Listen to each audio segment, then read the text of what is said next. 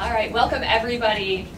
I want to, on behalf of the Virginia Grassroots Coalition, thank the legislators, activists, and reporters for participating in our press conference today. Given the historic wins in November, the Virginia Grassroots Coalition believes that we have a rare opportunity in Virginia this year to pass legislation to make our state more healthy, safe, and equitable for all of its residents. For too long, issues critical to the lives of Virginians have been unaddressed by the General Assembly. We cannot let this opportunity this year go to waste, and we will be watching to see how our representatives respond. The Virginia Grassroots Coalition formed in 2017 and is made up of more than 40 grassroots organizations, including Indivisibles, Swing Lefts, Huddles, Our Revolutions, and other groups. We represent more than 10,000 Virginia voters. The coalition members have been involved in Virginia elections for the past 3 years and have been working together to elect more progressive candidates. We are very excited about the results of our 2019 elections. Coalition members have formed working groups to review and prioritize legislative bills that need to get passed this year. We are pleased to share some of these bills with you today. These bills, however, are only a few of the examples of the important legislation that we hope will be passed during the 2020 General Assembly. As outlined in a letter from the coalition sent to legislators on November 26th, our legislative priorities include creating a safe and environmentally healthy communities for all Virginians by combating climate change and reducing gun violence. Secondly, promoting equity and human rights of all Virginia residents by ratifying the ERA, protecting women's reproductive rights, and legalizing driver's licenses and in-state tuition for non-documented immigrants. We believe we need to invest in our economic future by supporting our students, our workers, and our families. This includes establishing a statewide paid family medical leave program, a baseline living wage of $15 an hour, and repealing the right to work. Yes. And finally, we want to promote fairness and transparency in our elections and politics by banning contributions to elected officials by public service corporations and regulated monopolies such as Dominion Energy, and authorizing automatic voter registration. I want to thank all of our coalition members for their tireless work to advocate for these legislative priorities, and I would like to urge our legislators to take seriously our call to action. I would now like to introduce Sharon Shetler, who leads the coalition's working group on clean energy and climate. I would also like to invite up Senator Chap Peterson and Delegate Josh Cole. Hey.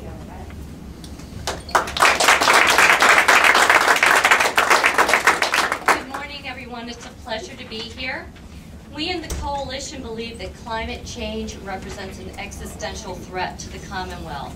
To address that threat, we are going to be supporting bills such as the Green New Deal and the Virginia Clean Economy Act. These are bills that will help protect our coastal communities from flooding, lower our energy bills, radically increase the use of renewable energy and energy efficiency, and stop legislative barriers to solar.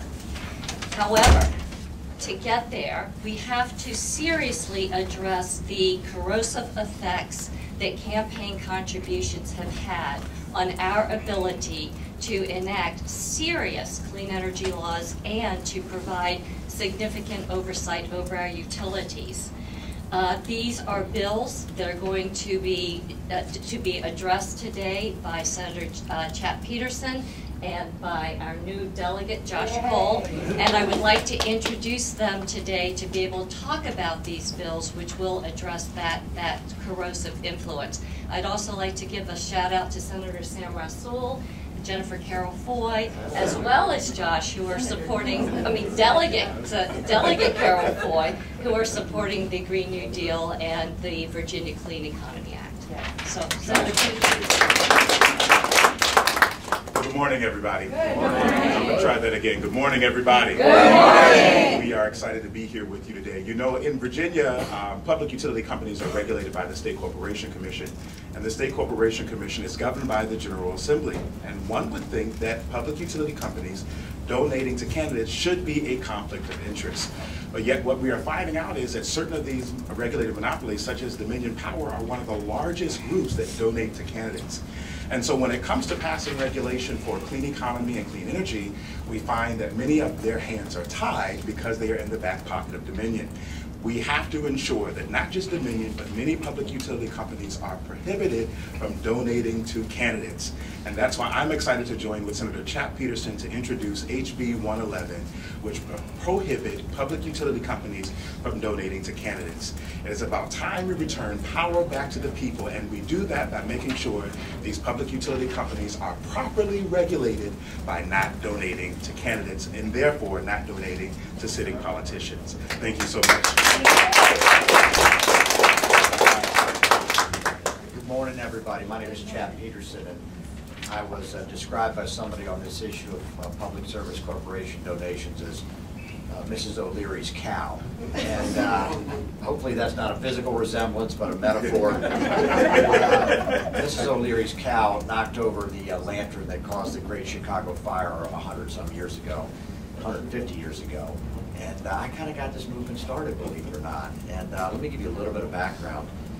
In 2015, this legislature, which is very different than it is today, passed something called the rate freeze.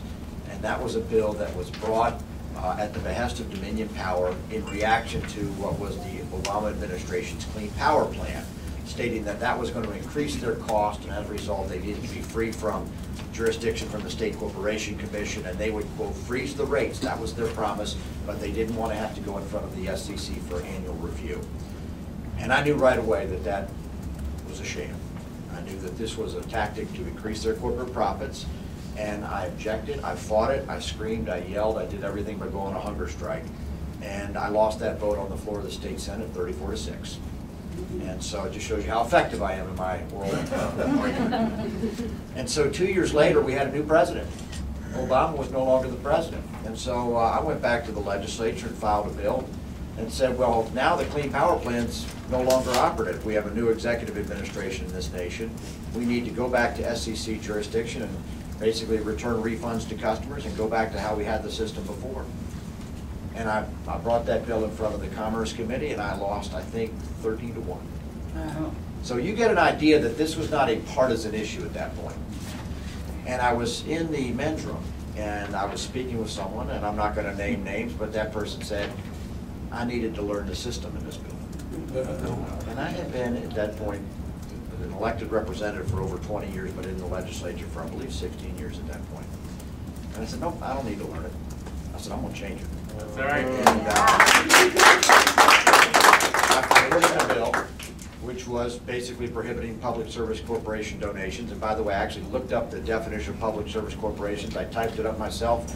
I filed the bill by special request. I actually had to give a waiver. I had 4 members come up and said they objected to it, so I had to take it off the docket. That year in 2017, I refiled it in 2018, and then suddenly, like the U.S. cavalry coming over the hill, I had a whole bunch of delegates join me after the 2017 election to basically support this idea in 2018. And I cannot tell you how gratifying it is, as I don't want to say I'm an older person, but I'm over 50, to see young people stepping into an idea. By the way, Josh just articulated the idea in about 2 minutes. It took me years to articulate. It took me years. And so and he is, I get it. But the idea is very simple, and that is this. Energy policy is complicated, I get it. And trying to figure out the right matrix of distribution versus transmission versus retail, that's complicated stuff. And I do believe in energy choice. I do believe in a deregulated market for energy. I do believe in renewables. I also understand that you need to transition to that, and customer cost is a requirement that you need to be cognizant of. But here's the one thing I know for sure. You will never arrive at the right solution when you have the Public Service Corporation dictating that choice through donations. You'll never get there. And so the bottom line is, I'm being told to wrap up, and I will. I support this bill. I support my own bill. It's time to get this. Thank you very much. Thank And I'm done. All right, and now I would like to introduce Kathleen Murray, who leads the Coalition's working group on gun safety, and Delegate Ken Plum. Thank you. Good morning. I'm Kathleen Murray. I am part of a member group of We Have Action, WOPA, which is part of the Virginia Grassroots Coalition, based out of Arlington. And as Louisa mentioned, I'm part of the gun safety lead issue group or whatever. So this morning, we're going to be highlighting Delegate Plum's HB 2, House Bill 2, with universal background checks. The only thing I can say about it right now, this is a progressive agenda, and the fact that we're sitting here in 2020 trying to get universal background checks passed goes to show how much work our elected officials and the grassroots have going forward. I will let Delegate Plum go into the details of why this is such an important bill. It's a basic bill. 80 to 85% of all Virginians, both sides of the aisle, support this bill, yet it's not ever been able to be passed. Delegate. Thank you. Thank you. Good morning, everyone. Good morning. I have a news flash I want to share with you.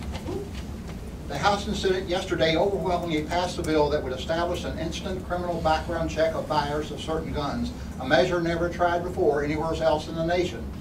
The measure now goes to Governor Gerald L. Baliles, who said he will sign it into law. The House of Delegates voted 81 to 15 for the bill, with 4 not voting. The Senate 33 to 6 with 1 not voting. The revised version of the bill was worked out in the subcommittee of the House Militia and Police. The result, a compromise that won the grudging endorsement of the National Rifle Association and other groups normally opposed to any restrictions on guns of people's ability to buy guns, as well as gun control advocates. The date of that news flash is February 24th, 1989. Yeah. Ladies and gentlemen, we were the first in the nation to adopt a background check bill. The problem with the gun background check bill in Virginia are the loopholes that exist in it. For example, if you go to a dealer who's not federally licensed dealer, you don't have to go through a background check. If it's a private transaction, you don't have to. What I'm saying to you is this is not a new idea. It's been around for quite a while. Delegate Vic Thomas in his day and Delegate Richard Cranwell was able to strong-arm the NRA into supporting it. If they supported it in 1989, it was a good idea then, it's a good idea now. The state police has an exemplary program already underway. All this bill would do would be to fill in the gaps of people who are trying to buy guns and trying to get around the background check. The notion is a very simple one. If you've shown to be prone to violence, if you've committed felonies and so on, you shouldn't be running around with a gun. That's all it's intended to do. We've done it in the past. We set the stage in Virginia. Let's build on it now by filling in the gaps and making it now the key word, universal. Thank you very much.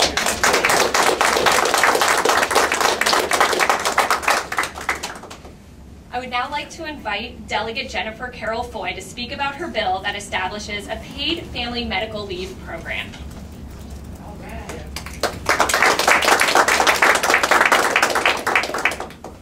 Good morning. Good morning. I am Delegate Jennifer Carroll Foy, and I represent Prince William and Stafford in the 2nd District in Virginia House of Delegates. So, to tell you more about why I'm carrying this bill and why it's so important, I would like to tell you a personal anecdote.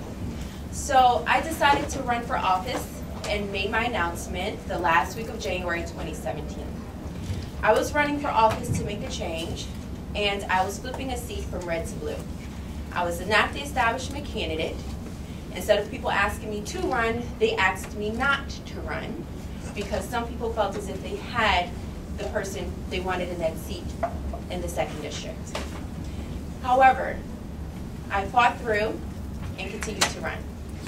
And of course, my husband and I learned that we became pregnant on Valentine's Day with not 1, but 2 babies, because we don't do anything easy in my household. And so I remember thinking to myself that I was going to still continue to fight through. And unfortunately, I was informed very early that because I was carrying multiples, that I was going to go into labor early, and that's exactly what happened. So luckily, we knocked thousands of doors, communicated with the people in the 2nd District, and we were able to come very close to Election Day before I was put on bed rest and ultimately went into labor. Now, before this happened, I just knew that everything would be okay because Virginia has family medical leave, which means that I would continue to get my paycheck and we would still be able to have food on the table and pay our mortgage. And unfortunately, it was at that time that I learned that we do not. And that I would be hauled back to work right after giving premature birth to my twins, leaving them in the NICU when I should have been there, helping them, connecting and bonding, breastfeeding, but instead I had to be rushed back to work so we could make our mortgage and our bills, so we could pay for the medications and the over $1 million in hospital bills that we ended up having. Because when I say they were in the NICU, I'm talking about not a couple days or weeks, we're talking about 4 months. So I was able to knock doors in the daytime, go to work in the daytime, and spend the night in the Fairfax Inova Hospital and the intensive care unit.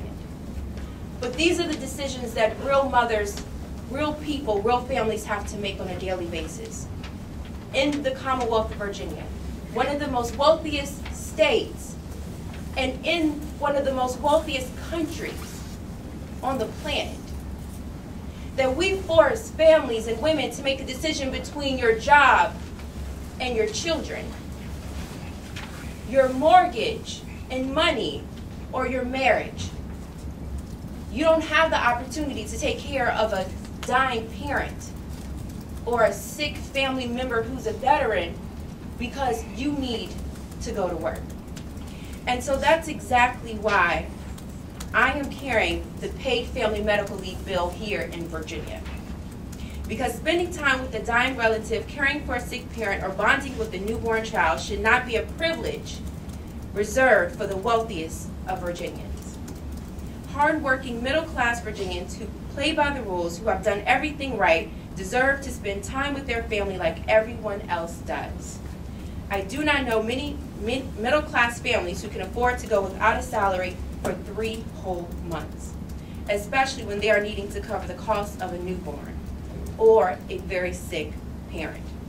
In Virginia, where both parents are 72% of Virginia households have children with paying jobs, the need for this is clear. That's why I'm thrilled to be here and launch Virginia's campaign for a family-friendly economy. And I've introduced House Bill 835, a bill that establishes a program of paid family medical leave in Virginia.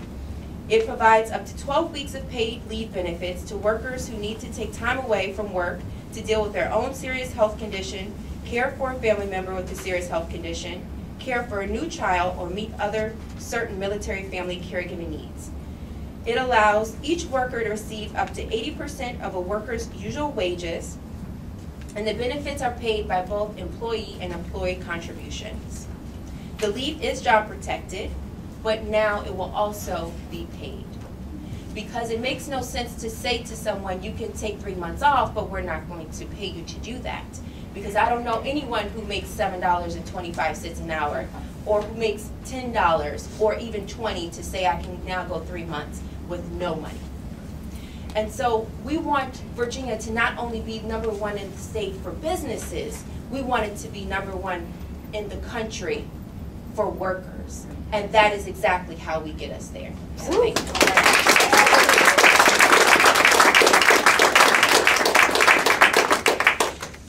Thank you, Jennifer. Now I would like to invite Holly Hazard and Delegate Kay Corey to speak about reproductive rights. From Network Nova, and I'm here with Delegate Kay Corey. Legislators in the past 2 decades have passed over 170 medically unnecessary bills that have affected women's rights to choose. And today marks the day when this legislature begins to unknit these burdensome and intrusive regulations that have penalized the women of the Commonwealth. Delegate Corey is here to talk about her legislation that will begin, that will be a part of this legislative process. Thank you. first I just have to say how proud I am to be here, and what an historic and momentous session this is going to be. Actually, it already has been, and it's just going to be even more so. And in March, well, in April, after the veto session, we're just going to have a huge party. Virginia is going to be in such better shape. I'm really excited. I have, as you know, I founded and chair the Women's Reproductive Health Caucus. I think this is, forgive me, I think it's 7 years. When I got here 10 years ago, there was no Women's Caucus. There was no committee for any of us to talk about all the issues that were on our minds and should have been in legislation. So what I noticed was there were a lot of advocacy groups, like the people here. I know I'm not talking about what Holly said, anyway. But we were not, everyone was working at cross purposes, or at least not communicating. And we were not maximizing our input and our effectiveness. So I started that, and I'm continuing it, and I welcome all of you. The way that I organize a caucus is not like, I think, Congress. It's legislators drop in if they have a bill to talk about, but the really important people, the advocates, have to come every time, once a week, and we talk about what bills are going where, what you want to do, who can go to a committee, et cetera, et cetera. We plan, I guess we plan our strategy, and this year it's going to be even more important. I don't have a day or a room yet because we're just, as usual, running behind here in this building, but I will send out an email, and I hope many of you will come and come on a weekly basis. I do have some bills in this time about women's reproductive rights, but I wanted to add something to what Delegate Jennifer Carroll-Foy said about enabling women to actually be full participants in the business world, the political world, as well as take care of our families. So I have introduced a bill about campaign finance reform that allows child care expenses that are incurred while campaigning or in office to be considered as viable expenses that you use your campaigns for, campaign fund for. I don't know if you're aware, but several places in the United States, women have actually been taken to court for using some of their campaign funds to pay for child care expenses when they were out campaigning. So this might sound small, but I think it will make a big difference. I know it certainly would have made a big difference in my life when I first started doing this. Right now, I have a bill about health care access and access to reproductive contraceptive insurance coverage. And that if an insurer is not going to cover contraception, then they have to inform you in writing so you know ahead of time. And the basis would be a religious objection. Other than that, it has to be available to everyone, regardless of gender, who you love, etc. If you want that kind of coverage in your insurance policy, then you are deserving it and you are legally required to receive it. I think that's really important. Again, I've heard an awful lot of stories about people who thought it was going to be covered and it wasn't. Especially transgender people who are denied the coverage that they need for their hormone treatments and all the other kinds of what medications, I guess is the right word, that they need to take to keep being who they are. And we can't do that. We can't do that. So I didn't talk about all the bills that I was supposed to talk about, but I wanted to tell you what I just told you, and I want to thank you so much for being here. I know I say this a lot, but we would never, ever have gotten this far without you. So I hope you'll give yourselves a compliment, a pat on the back, and then come back. Don't quit. Good. Thank you. I would like to introduce Ashley Shapiro and Delegate Joseph Lindsay, who will speak about criminal justice reform.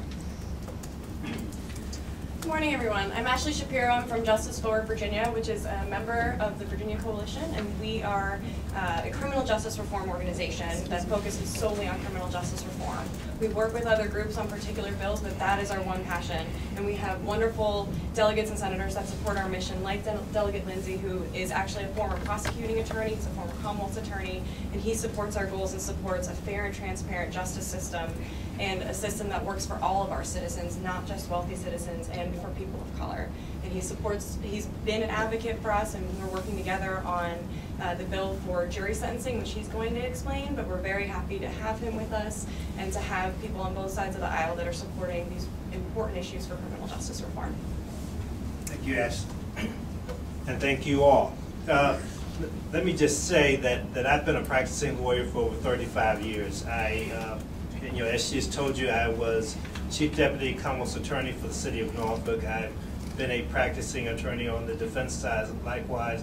And I even had the opportunity for 16 years to serve as a substitute judge, hearing criminal cases, civil cases, so your traffic cases, your criminal cases, and what I found quite often as it relates to the jury system is that there is a disconnect between that which we tell jurors and that which that they come and think it to be their service.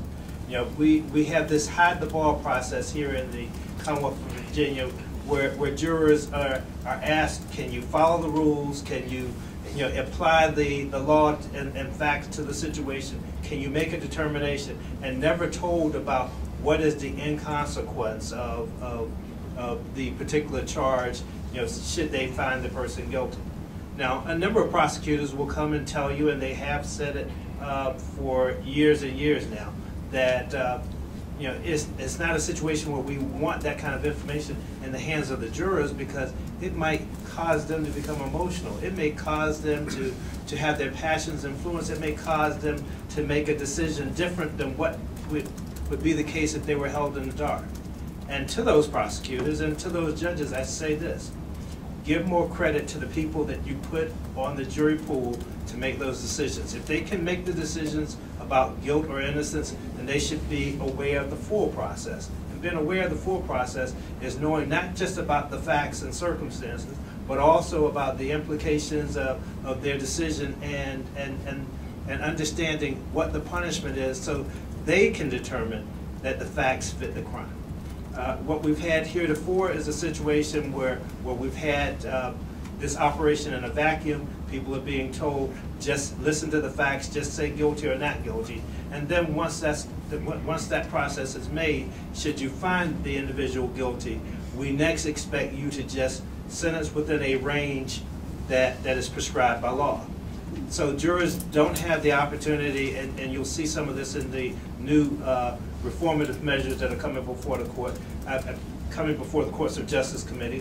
They don't have the opportunity to understand that just like prosecutors can make an offer for a portion of the sentence being suspended, and just like judges can have the option of suspending some portion of the sentence, that they're locked in a box and so without a full knowledge of the process and without a full knowledge of their lack of power as it relates to, as the governor said last night, measuring fairness with mercy. So we've got something in the way of justice reform that we believe is going to be very much in keeping with transparency and having people have a real understanding for the process in which they serve. Thank you all very much.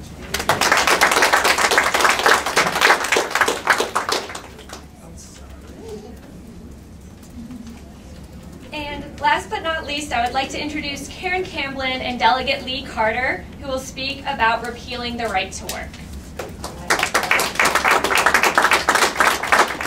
Good morning, everyone. Hi. Good morning. My name is Karen Camblin. I'm the co-director for the Green New Deal Virginia Coalition, and we're also a member of the Coalition to Repeal Right to Work.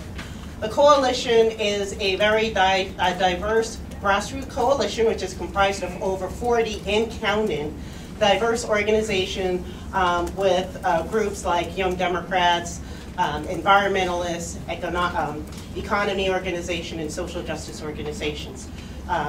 And so The coalition joins over 300 unions of the Virginia AFL-CIO in fighting for the restoration of rights of working people for repealing, which I think the wrongly named legislation, Right to Work. And so with that, it is my humble pleasure to introduce Delegate Lee Carter, who represents House District 50, to give us some more information about his repealing Right to Work bill and how we can use this bill to help protect our employees, our workers, and to make sure that everybody has access to quality jobs that will ensure economic advancement for all families here in Virginia. Thank you. Thank you so much. I'm Lee Carter. I'm the delegate for the 50th District. That's the city of Manassas and parts of western Prince William County. And I don't come from a normal background for a politician, right? I'm not a doctor or a lawyer or a realtor. I'm an electronics repairman. And I got into this because I got hurt at work in the summer of 2015. And I realized right then that the workers' compensation system in Virginia is abysmal. And I decided to start fighting to fix our workers' comp system. I said, where do I need to be to fix that? I need to be in the General Assembly. So to the General Assembly I went. It's very Mr. Smith Goes to Washington. But I realized along the way that there were bigger problems than just workers' comp. That was a symptom of something larger, right? Virginia, for the last 2 years in a row, has been ranked by Oxfam as the worst place in the United States to work. Out of the 50 states plus DC, we are 51st out of 51 on workplace protections.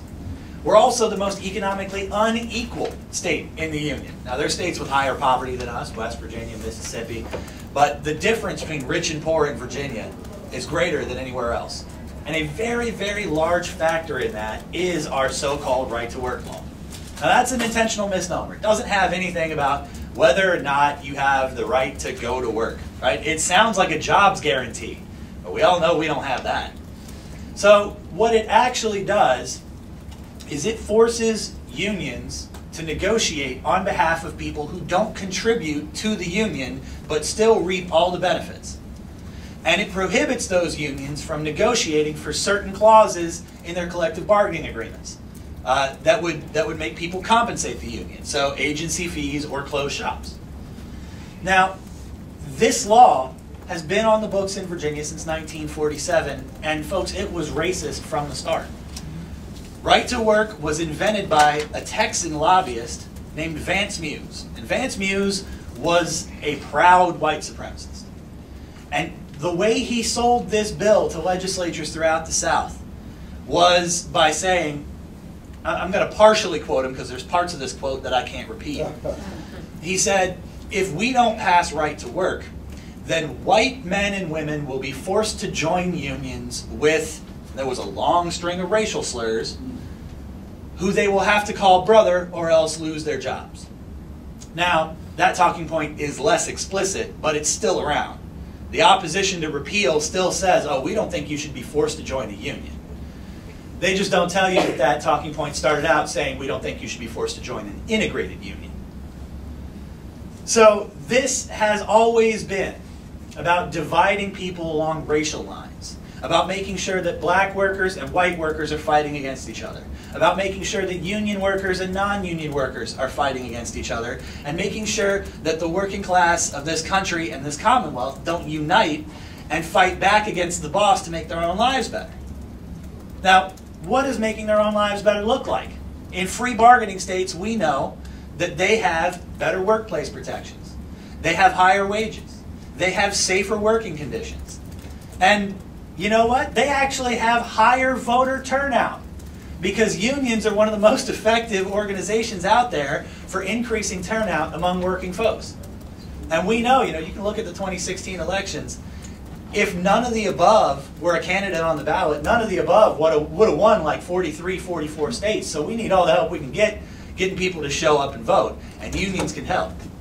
So we can look back through history and see that our unions have been the most effective tool for fighting back against corporate control of our politics and corporate control of our lives and making life better for the overwhelming mass of people.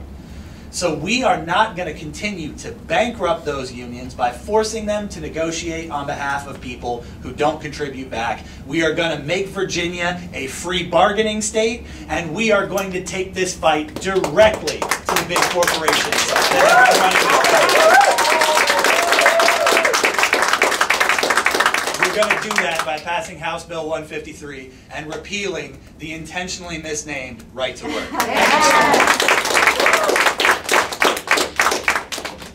All right, so as the previous speakers clearly made the case that we still have a lot of work to do in Virginia to make it a better place for all of us to live, we call upon our legislators to take the mandate of the voters seriously and pass legislation that serves the interests of our children, our workers, our families, our women, and our environment.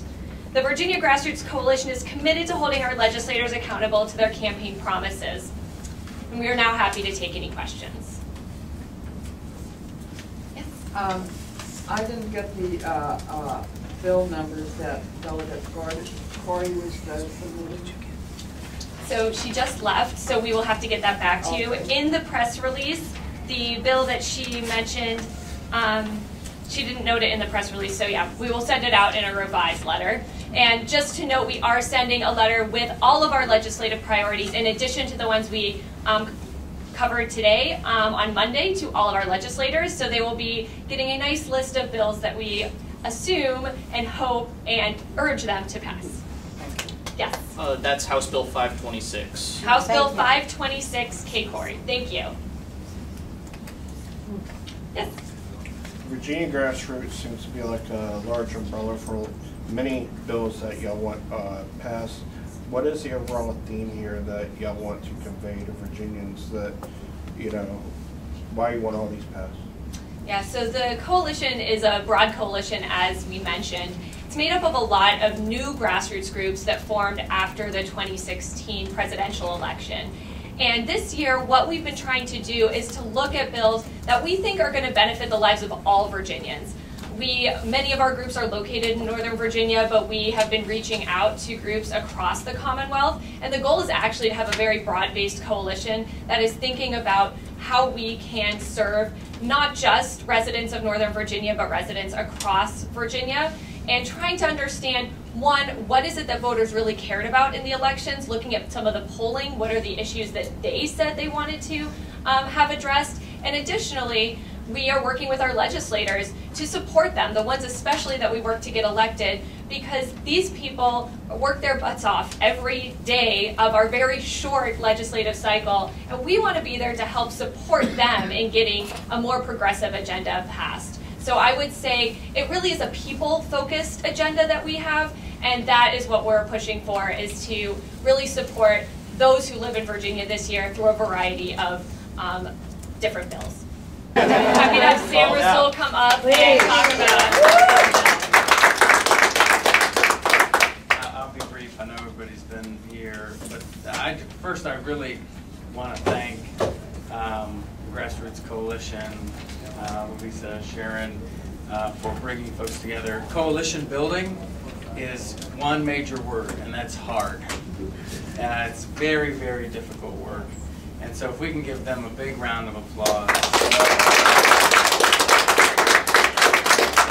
It's about so many different interests that we have to juggle. I just believe that fundamentally politics has shifted in America, especially on the left. The left, people talk about this thing called unity. Unity doesn't exist on the left and will never exist in a country that has two parties and 330 million people. The only way to move forward with the progressive agenda is through coalition building, and it's fundamentally nuanced and different and difficult. And so what's awesome about all of this is to have a progressive agenda that obviously you all, the fire was lit after 2016, and so many different coalitions, the Green New Deal Coalition, Grassroots Coalition, and the Women's Summit, Network Nova, so many folks coming together to get some good things done. So look, sitting up here and talking about a bunch of the wonk, you all know I'm a big fan of trying to speak at this intersectionality of economic, social and environmental justice, where we bring these issues together and see how they really impact so many of us. We can no longer sit and talk about these issues in a silo. That's why we have been frustrated and not seen the progress that we deserve. We should do everything that we can to reach across and meet people where they're at and have these difficult conversations. I'm all about doing that, but we must keep in mind how we're impacting so many people who need us. So thank you to these folks who have done so much for us. The reality is that there's this injustice that we all fight. And I like to close with describing to folks injustice really is not, and searching for justice is really not a destination. Rather, our whole lives it will be this journey, and we are trying to get closer and closer to a more just world, and that's what you all are doing. And so thank you so much for your strong voices in all of this. So I want to close by thanking you all for attending. Please check out our website. We will also be launching a Twitter soon, just to make sure that everyone is updated on the bills that we'll be working on and different calls to action. So thank you very much, and have a great rest of your day.